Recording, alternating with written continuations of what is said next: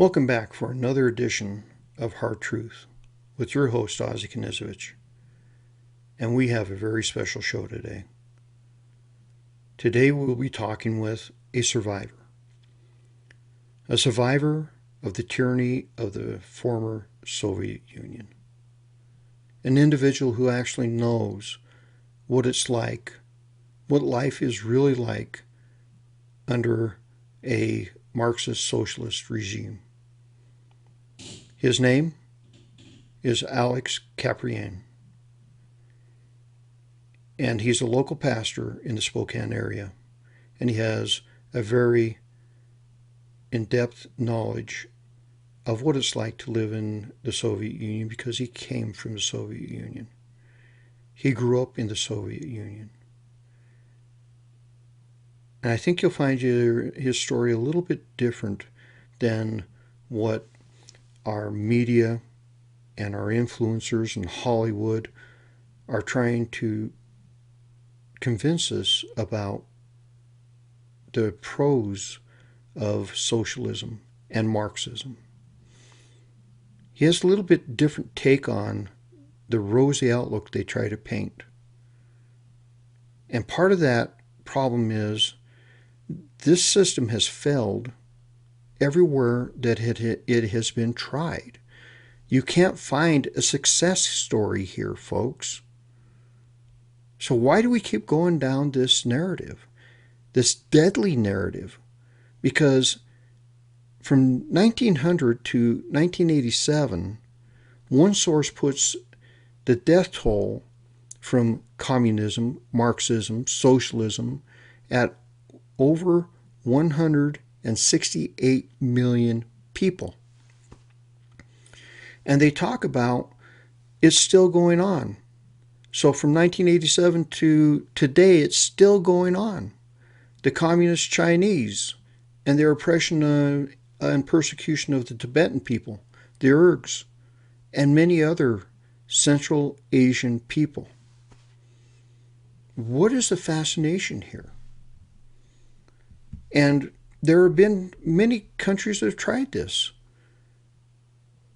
UK, India, Israel, all three of them tried it, and all three of them abandoned it. As Margaret Thatcher was fond of saying, the former Prime Minister of the UK, the problem with socialism is that you eventually run out of everybody else's money. And that's the secret of socialism. They take everything away from the people. They try to spread it out across all lines, and it just does not work. It actually takes people that are very productive and puts them into a system where there's no way to better yourself. Everybody's the same.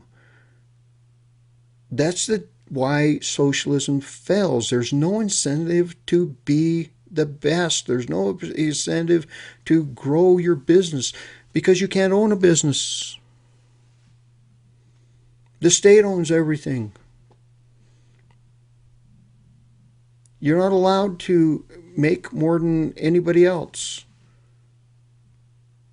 unless you become one of the power elite in the system. And because these systems always become tyrannical. And again, why such the fascination concerning the failed idea that never dies called socialism? It's amazing because these concepts are on the rise in the United States. The democratic socialists have increased their rolls to around 70,000, one source says. And who are the democratic socialists? Well, ask Lisa Brown. She was one of them. She's not a Democrat, folks. She's a democratic socialist. You know, Lisa belonged to the New American Movement, the same organization she was with when she started the Marxist bookstore in Boulder, Colorado. The New American Movement became the Democratic Socialists of America. And now the Democratic Socialists of America have a new group that they're in league with, and that's called Antifa. And we're going to discuss those connections. As I've stated before, that show is almost ready to be done because an individual that actually lived that actually saw Antifa on the streets of Spokane, is on the verge of saying yes to an interview. So we'll see how all that turns out. But if you really want to know what a democratic socialist is, just talk to Lisa Brown. As I stated at the beginning of the show, we have a very special show for you because we have a very special man in the studio with us today. That man is a survivor of communism. That man is a pastor in Spokane. That man is my friend. I have known him for a very long time. And this is Alex Kaprian. Good morning, my friends, and I'm really happy to be part of this discussion today. And first of all, I want to say that I don't really want to kind of put down anybody today, somebody's opinions, or, I actually respect all my American friends. And I just believe that when we inform each other and educate each other, we become more knowledgeable, and then we are able to make right decisions. So that's my goal today, just to educate people a little bit and just share my own experience. What I went through, I just glad to share. So as it was said, I was born in Soviet Union, 1963, in a Christian family. And my mom, she was before she became a Christian, she was a teacher at the Soviet school. She was teaching mathematics and physics. And when she became a Christian, they fired her, and KGB gave the kind of order not to hire her anywhere in the town, because they said there's no place for Christians in a communist country. Same thing was with my father. So they all were persecuted all their lives. So, I was born in this family. So, and it was okay until I went to my first grade of the Soviet school. That's where the kind of fun begins. So, and I remember the time in Soviet school, well, the whole system was against you. The government, ideology, police, KGB, you name. Everybody's against you, because the propaganda was like, we are building the communism, and there's no place for God, for Christianity, for church, for anything like that in our society. And I even remember the time when I was like, maybe it was like a third or fourth grade, and I remember when they gathered the whole school, and they called the atheist lecturer who was lecturing people against God and Christians and Bible. And in the end of the lecture, the principal of the school says, I hope we don't have any believers in our school. Is there any Christians there? You can raise your hand, And I was sitting there, just a little boy, Of course I was scared, and I was thinking, well, if I raise my hand, I know how I end up my day today. I'm gonna be beaten really, really badly by the crowd, and all the consequences. But at the same time, if I don't raise my hand, then I'm a betrayer of Jesus. He said, no, I can't do that. He did not betray me, he saved me. So, and I just prayed, Jesus help me. And I start raising my hand, like shaking hand, because I really was scared, just a boy, And I raised my hand, and it says, are you believing in God? Are you a Christian? People, look at him. These people are enemies of the state. We need to kill them all. Blah, blah, blah, blah, blah. And she said, I hope nobody else is believing in God in our society. And there was another guy. His name was Alex, also Alexander. And I look at him, his scary face, and he looked at me, and he just started raising his hand as well. And of course, that day ended up as I thought. They took me behind the school. The boys know what means behind the school, right? So it beat me with the crowd, and those beatings happened kind of often then. And as a boy, I was kind of upset with that. I come home all in blood, and my father says, "Alex, what happened to you?" And I said, that today I suffered for Jesus Christ. And he didn't tell me anything, he just hugged me. He says, "Alex, don't worry. You're on the right way.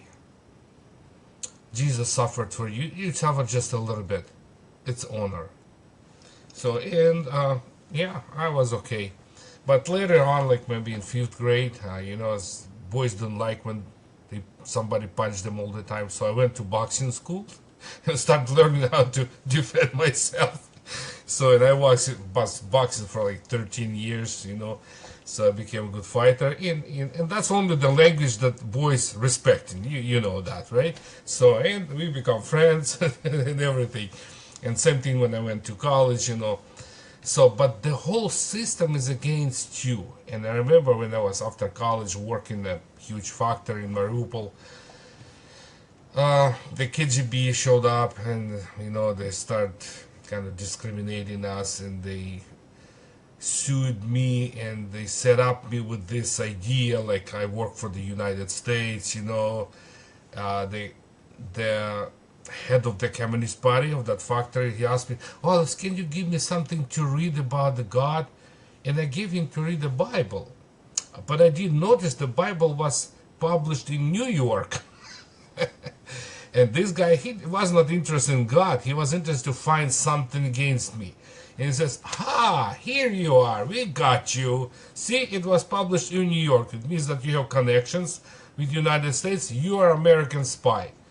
And they actually kind of sued me with, they call it like people's court, like when the thousands of people come together and you stand in front of them and they say, "Oh, he's American spy, we found the Bible, and they're our enemies," and all kind of stuff, like a lot of people like talking against you.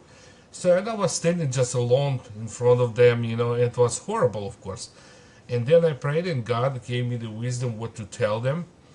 And in the end, some people come to me and says, "Alex, you're actually the winner today because you made them silent with the God's wisdom." So, but that's the system we live through. Anywhere you go, everybody is against you. And there are a lot of simple people who kind of sympathize to us, and they liked us. They says, "We know that Christians are honest people, hardworking people. We respect you, but I'm sorry, our government system is so screwed. They don't like the best people."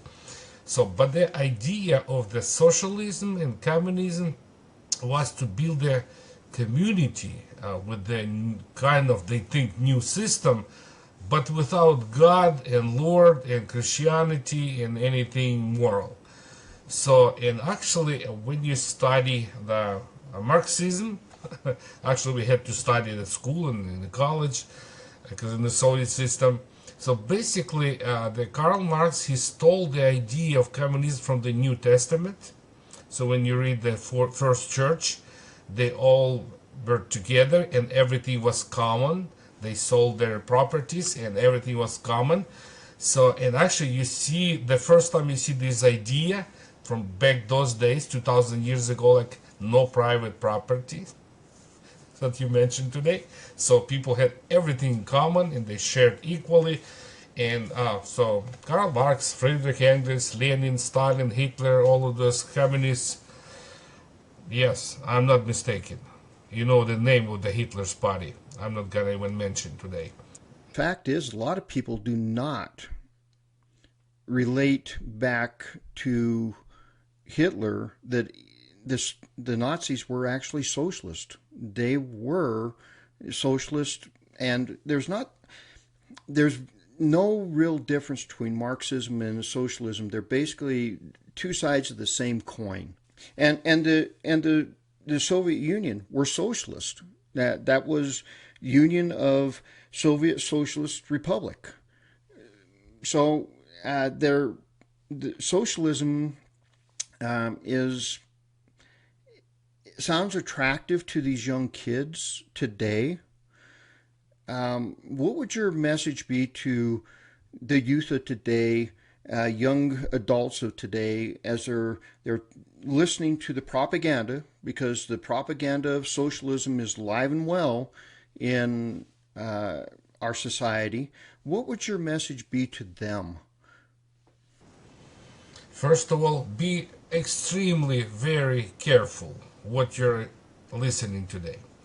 Because every time in the history when somebody's trying to deceive you and cheat you and lie to you, they present it in very beautiful kind of present paper, like a candy, So like there's a good idea. And I remember the Soviet Union in schools, they're teaching us, they say, oh, it's a great idea.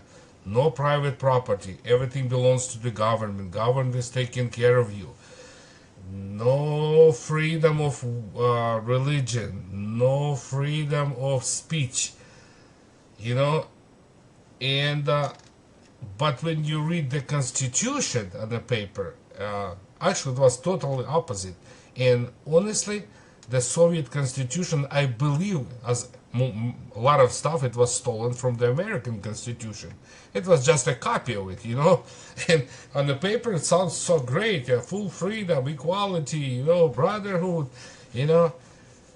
But in the reality, actually, if you have different opinion, any different opinion, political different opinion, religious opinion, personal opinion, scientific opinion, but doesn't fit the Communist Party, you're enemy of the state. That's why they killed millions and millions and millions of their own people only because they had different idea than communists had.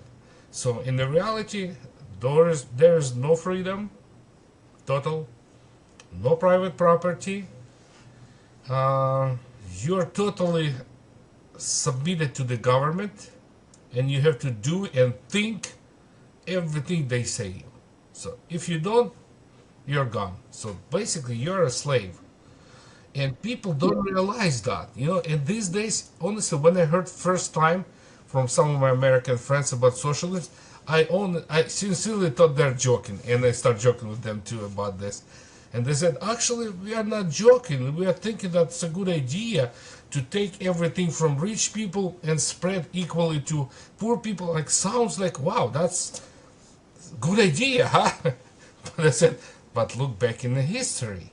And Alex, the truth of the matter is, it sounds like a good idea when you're talking about other people's property and other people's money, but the minute they come and touch their property, I'll guarantee it'll be different because they don't realize that this doesn't stop with the rich. If they who define rich, what that's going to be, what that cutoff is, but it doesn't stop there. It comes all the way down to the lowest economic strata of the society, that they take everything away from everybody. And I'm so glad that you mentioned the Constitution of the Soviet Union, because it does read very, very much like the American Constitution. You have all these rights, you have this. And every communist and every socialist country has the same type of constitutions. They say that they're democracies, but they're not. They are dictatorships, and they always win elections. That's an amazing thing. And can you talk about a little bit about what it's like to when election time happens in the Soviet Union? Yeah, I can share that definitely. It's kind of funny story. So, but one point I want to bring you. Even speaking with my friends who escaped the Soviet Union before, and ask them, can you say anything positive about Soviet experience? And some people say stability, which sounds really good, right? We all need stability. We like stability. And then I say, and what do you mean by saying stability? Stability in what? And actually, the stability was that everybody is poor. That's the real stability, and it's true. Everybody had jobs, very low paid jobs, and everybody is poor. And I asked my friends, do you want that stability today for your kids and grandkids, working hard and being poor all their lives? Yeah, at least they had jobs. Well, if you want to find a job, I can help you. There are lots of jobs here in Spokane if you want to work. But if you don't, nothing will help you, you know? Yeah, and yeah, about election, yeah, I can tell you that was funny. Because the main idea in Soviet Union, even before election, government knew the results of the elections. That tells you everything, right? So there was actually no meaning of election. There is no democracy because democracy, the definition of democracy is ruling by majority, right? But majority was not ruling in any communist country. So they knew results, they appointed their own people, and but they forced people to participate in election. They said that's your obligation. And people said, what if I don't want to do that? Well, then you're going to be punished. And they did punish people for that. So, and last day they come house to house with the box, and you have to put the, your election papers there, your ballots, and they already knew the results. So it was really screwed, and it just was show for foreigners, like, oh, we have elections. But it was not really elections. And everybody knew that. People laughed about it. People smiled about it, but nobody could do anything. What can you do against the dictatorship? It's funny that you mention that stability, stability, because that's part of the propaganda machine that's going on in the United States today. Is there's people that think that, well, yeah, maybe it wouldn't be so bad to live under a dictatorship. The government would be stable. There wouldn't be all these changes, and that that stability that they're talking about is only going to cost them their freedoms, and there is no freedom. I grew up in the era of the Cold War. Alex, you grew up in the era of the Cold War. We're the same age. We were born the same year. In the United States, we even during our bad economic times, we were better off than the people of the Soviet Union. You used to see bread lines, stories of bread lines in the Soviet Union. You'd hear of shortages in the Soviet Union, and it's just an amazing dynamic to sit and listen today, the propaganda that's our own media and members of our government that think that, yeah, socialism would be a good step. I don't see this as a good step in any way when you lose all your freedoms. You own nothing, and you are, like you said, you have that stability, but you're poor. And can you talk about a little bit about that aspect of the Soviet Union as far as bread lines and things like that? Well, I remember my childhood. We lived in poor family, and all of our neighbors and everybody I knew, they were poor people. And in many cases, like if you want to buy milk, for example, for your brothers and sisters, you have to get up early, very early morning, get in the line, and stay for a long time in cold weather, waiting for to buy a limited just jar of milk. Yeah, and I remember that time when it was impossible to buy sausage or butter or anything like that. You have to know somebody and go from the back door and buy something. It's ridiculous. I believe it's like a humiliation to people, hardworking people. They were not even able to buy food. Yeah, there are some years that we had kind of enough food in stores, but some years, and mostly if you want to buy something good, there's no chance. You have to know somebody, you have to pay bribe or go from the back door, all kind of stuff like that. And of course, when people come to United States and went to the store, they were shocked. Oh, wow, actually, there's so much of food and everything you need. And yeah, people compare that definitely. So, yeah, and all I want to say, if you lose or allow socialism come to this country, there is no other place in the world to run to. I've heard this idea from like some of my Vietnamese people, co-workers. They said, well, if we lose freedom here, There's nowhere else to run. That's the last point. So I really value what we have now. The United States is my country because Soviets, they took away my citizenship. I remember as American spy, so they threw me away. And actually, I remember last time they called me to a KGB office and says, Alex, actually, yeah, we will take your citizenship because you're a betrayer of the country. You have connections with America and blah, blah, blah. And you have 24 hours to run. Otherwise, you and your family disappear. So at that time, I had 6 little kids and pregnant wife. And I knew exactly what they're saying, disappear. And that's the reality. You basically disappear. And they said nobody's going to look for you because you're not a citizen for any country. So I basically ran home, grabbed my wife, my kids, left everything there.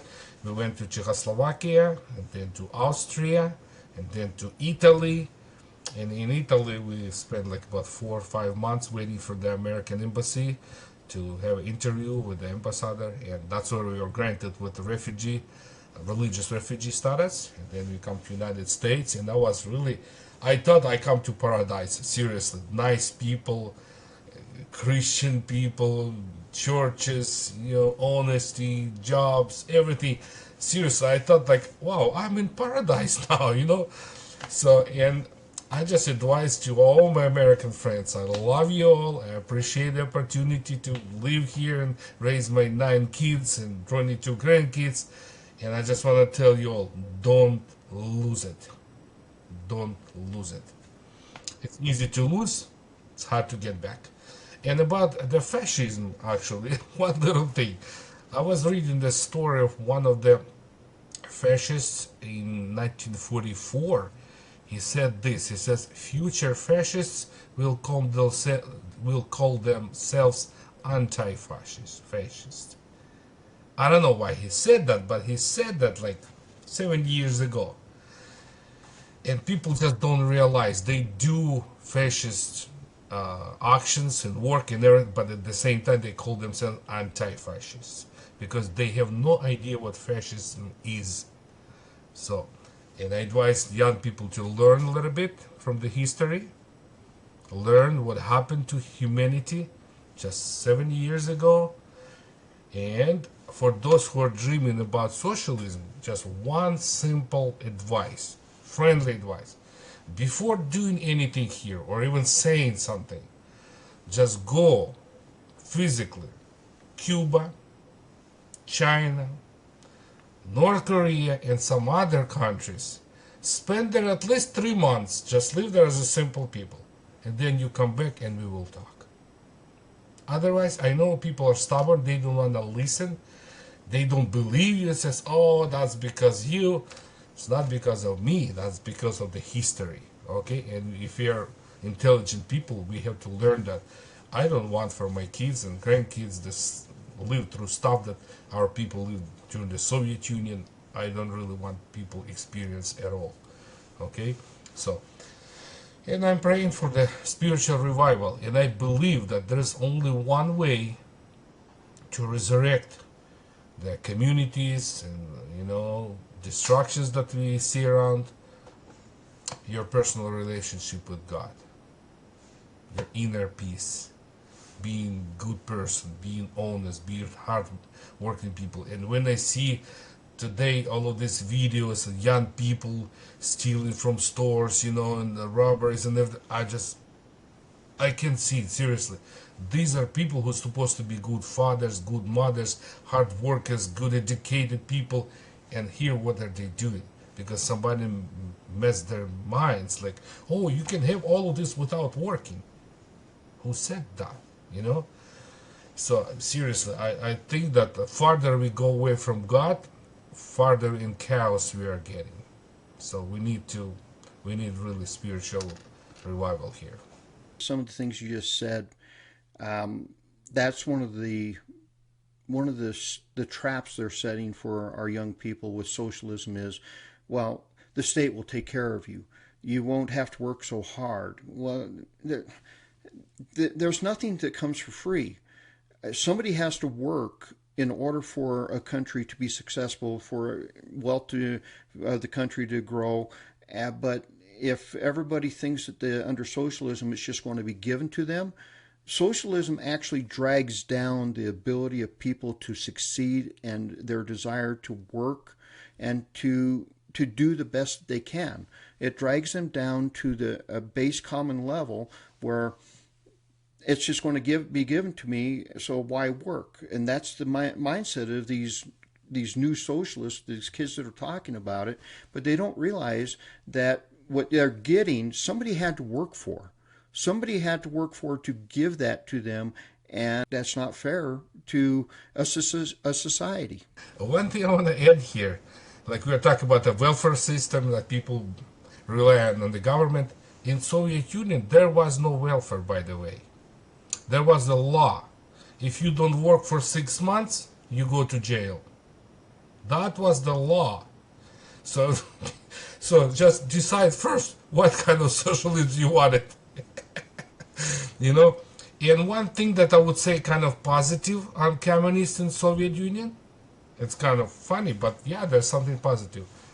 They kept the morality high.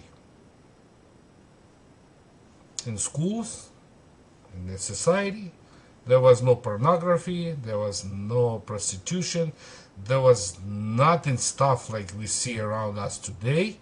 And like even communists, if you're a member of the Communist Party, and if you kind of being violent at home, and your wife will complain you to the Communist Party that you're drinking at home and fighting and everything, you're in deep trouble. If you divorce your wife, you're out of Communist Party. And when I look to the modern society, it says, where's even that morality? We lost it. Seriously, it's getting even more ugly now. It is, and quite frankly, our morality is waning because, I people, especially on the left, don't like to hear this, but the United States was formed as a Christian nation. We had Christian values. Those values are what made America great, and both of us, what we've said today, I guess the people in our media in Spokane and some of the city council would label us Christian nationalist because we believe in Christ. But those are the things that they're working at, just like they did in the Soviet Union, is to tear down Christianity in the United States and make that a bad thing. And it's really the thing that has made our country very strong, very great, is our beliefs. And we used to have morals, but we have been drugged down to the base level, and now all these other temptations, if you will, are being thrown at us. Alex, we're running out of time. I just want to say thank you very much for coming on. Thank you for your years of wisdom. Thank you for your years of sacrifice, for standing for what you believed, even though you knew you were going to be beaten. And I am so proud to call you a fellow American. And I've talked to a lot of our Vietnamese friends just like you have. I used to go to all the community events. And from the Vietnamese perspective, was exactly what you said. And it's the same perspective of most of the immigrants in the Spokane area. Sheriff, do not let this happen. We can't lose the United States. We tell them what socialism really is about. Never let them disarm us. Those were all common themes because they all said what you said at the end. There is nowhere else to run. America is the last free nation on earth that is strong enough to fight the tyranny. Alex, thank you. I appreciate you being here. Yeah, thank you for having me. And actually, my last call to all my friends: pray for America, pray for our nation. Get back to your Bibles. Start reading the Bible. Pray yourself and pray for our great nation. God bless America. Thank you, Alex. It's been great seeing you, my friend. Take care. Ladies and gentlemen, I hope you enjoyed the show. I hope we gave you something to think about. Here's one more thing to think about. If America was as bad as our politicians and our activists and our media, sports figures, and Hollywood want us to believe, then why is it that everybody wants to come here? Why is it that they want to come to a country that is free, where you can have an opportunity to become the best that you can be? This is the hard truth. Have a great day.